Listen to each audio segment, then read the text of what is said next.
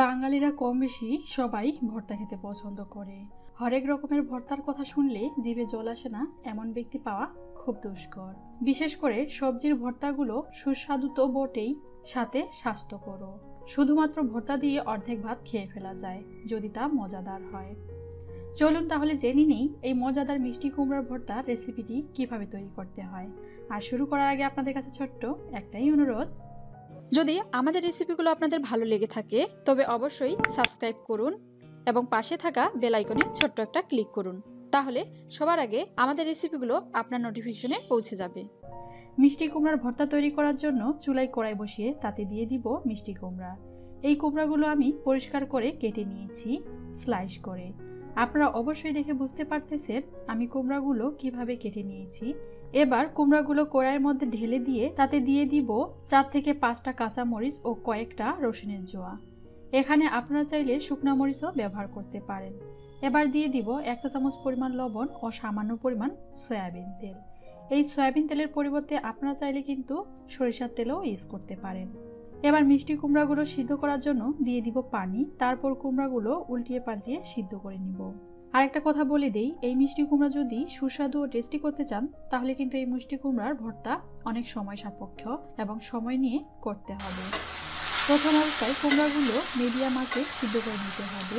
তারপর যখন পানি কমে আসবে তখন একদম হালকা আঁচে মিষ্টি কুমড়াগুলো কুক করে নিতে হবে।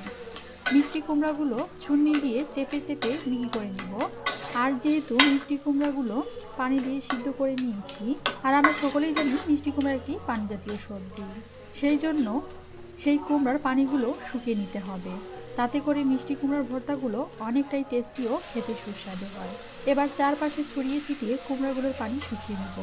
আর আমি মরিচ ও রসুন দেওয়ার কারণটা বলে দেই, কারণটা হলো ভর্তাগুলোর সময় আমাকে মরিচ বা রসুন কচলিয়ে নিতে হবে না, যেহেতু মিষ্টি কুমড়ার সঙ্গেই দিয়েছি ও সবগুলো মিহি করে নিয়েছি। দেখতেই পাচ্ছেন আমার মিষ্টি কুমড়াগুলো অনেকটাই লালচে ও আঠালো হয়ে এসেছে এবং পানিও নেই। এবার নামিয়ে নিব। তার জন্য একটা প্লেটে কিছু পেঁয়াজ কুচি নিয়েছি। এবার কুমড়াগুলো তাতে দিয়ে দিব এবং কুমড়াগুলো ঠান্ডা হওয়া অবধি অপেক্ষা করব। ঠান্ডা হয়ে গেছে, এবার পেঁয়াজে সরিষার তেল দিয়ে পেঁয়াজগুলো কচলিয়ে ভর্তার সাথে অ্যাড করে নিব। আর যেহেতু মিষ্টি কুমড়া সিদ্ধ করার সময় আমি লবণ, মরিচ ও রসুন দিয়েছিলাম, তাই আর সেগুলো দিব না। তবুও আপনারা একটু লবণ চেক করে নিতে পারেন লবণ হয়েছে কিনা। আমার সবগুলো উপকরণ ঠিকঠাক আছে। এবার ডেকোরেশন করে নিব। তার জন্য একটা হাফ প্লেটে ভর্তাগুলো তুলে তাতে দিয়ে দিব কাঁচামরিচ কয়েকটা, কুমড়ার বিচি, শুকনা মরিচ, পেঁয়াজ কুচি ও শসা দিয়ে ডেকোরেশন করে নিব।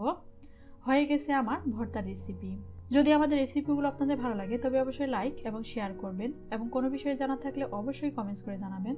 এবং আমাদের আরও নিত্য নতুন ভিডিও যদি পেতে চান তবে অবশ্যই আমাদের চ্যানেলটিকে সাবস্ক্রাইব করবেন এবং পাশে থাকা বেল আইকনে ছোট্ট একটা ক্লিক করবেন। সো অনেক অনেক ভালো থাকবেন, সুস্থ থাকবেন। ধন্যবাদ।